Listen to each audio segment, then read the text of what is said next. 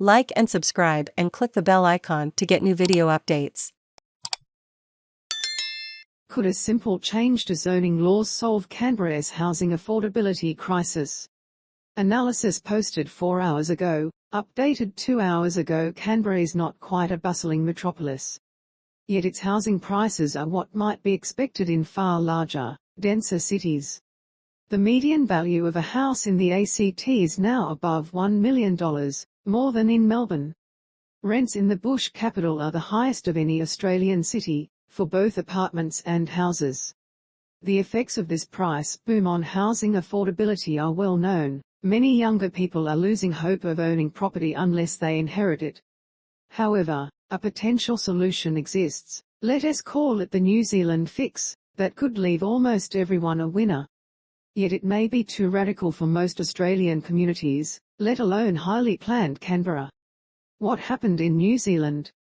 New Zealand's housing affordability crisis was worse than Australia's, and worsening at a quicker rate. So its government acted. First, it cracked down on property speculation by limiting the negative gearing tax break for investors. But its next step was the really big experiment, following a successful trial in the notoriously sprawled out city of Auckland. Late last year, the government, with bipartisan backing, overrode local councils' zoning powers. To dramatically increase housing supply, every residential block was rezoned as medium density, allowing townhouses to be built. This new standard now applies in New Zealand's 5 biggest cities. It is too early to judge the impact on affordability, but Auckland's council says the city's dwelling capacity has tripled. But is it even possible to apply similar changes in Canberra? The inverted city, big blocks in inner suburbs. Canberra may be Australia's most carefully planned city, but the plans haven't always lasted the test of time.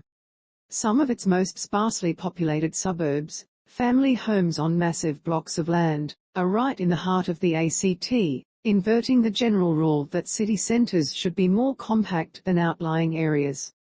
The typical, median, residential block in central Canberra is just under 800 square metres, that is 66% larger than in Gungahlin in Canberra'S north, and 54% larger than in the Molonglo Valley in Canberra'S southwest.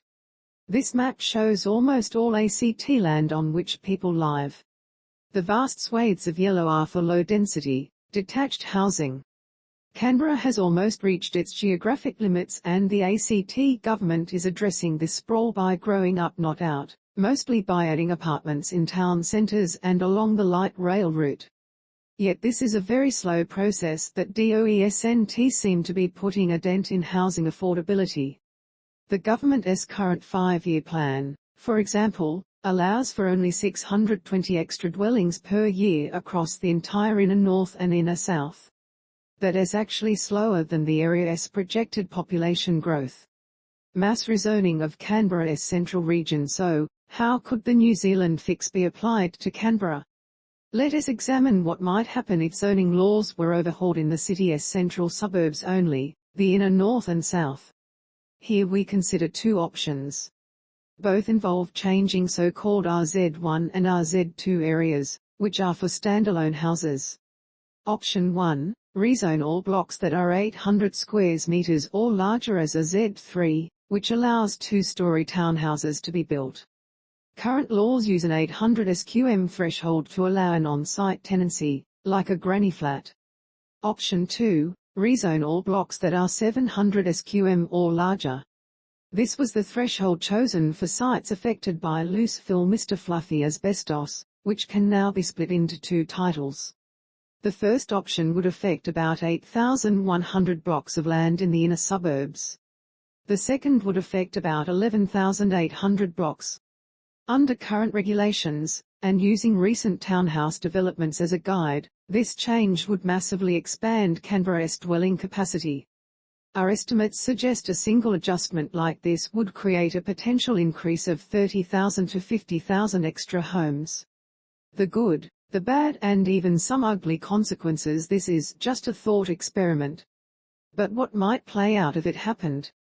The affected house owners would not materially lose anything.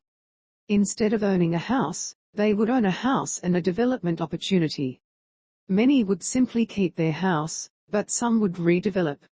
Auckland experienced a surge in construction when it underwent rezoning. Would-be homeowners would benefit too, by having more options, as would downsizers. However, Australian National University Associate Professor Ben Phillips, whose expertise is housing economics, says it is difficult to judge how a New Zealand-style intervention would affect affordability. There is more chance of a first home buyer purchasing a townhouse in inner Canberra than a detached house, as the former is going to be a cheaper option. That said, any new dwelling that isn't a unit is